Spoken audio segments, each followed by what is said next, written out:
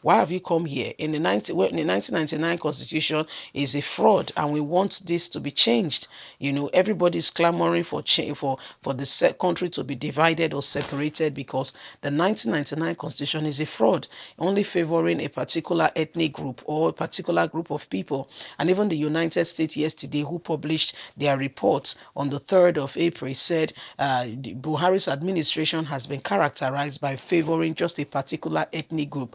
Even other people could smell it from afar that this is what Nigeria has become. The funniest thing, Oduduwa's Republic and Biafra Republic, as well as all that agitation, are beginning to creep up because Buhari has turned the country into something else. He has practically made Nigerians, feel so uncomfortable that people are actually, if you are going on the road, any member of your family tells you that they are on the road, you go on and you pray. You will continue to call them until you hear that they've returned back safely. Yes, that's how bad and how things are back home. And this has rather made people to be very unhappy with the current situation in the country. Unrest is everywhere, and we actually need God to be able to live well, because of how Buhari and his administration, they continue to point fingers, and the North will tell Nigerians that the Nigerians they will never allow the country to separate, because they are benefiting greatly.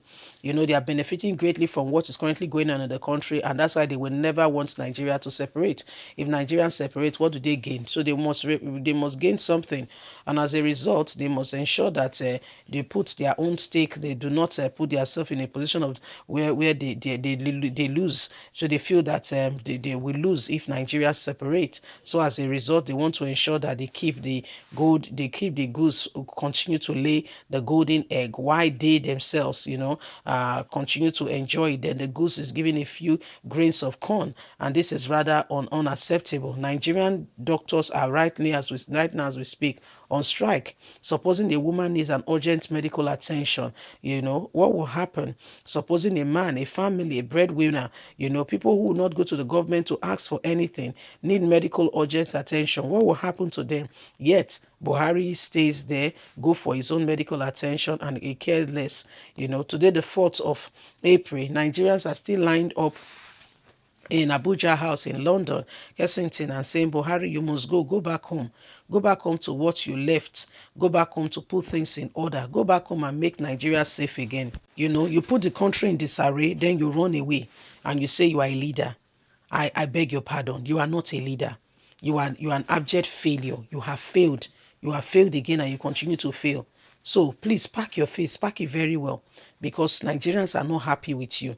And this is what we experience in this country, where people who should be, speaking up and making sure that their voices are heard, do not speak up.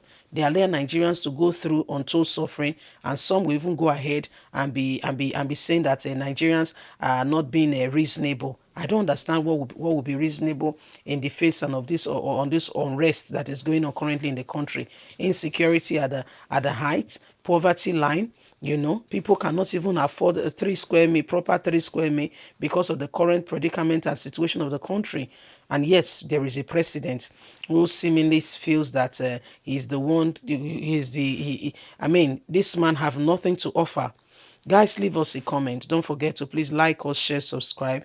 Click on the notification button so you can get all our latest news. God bless. Bye for now.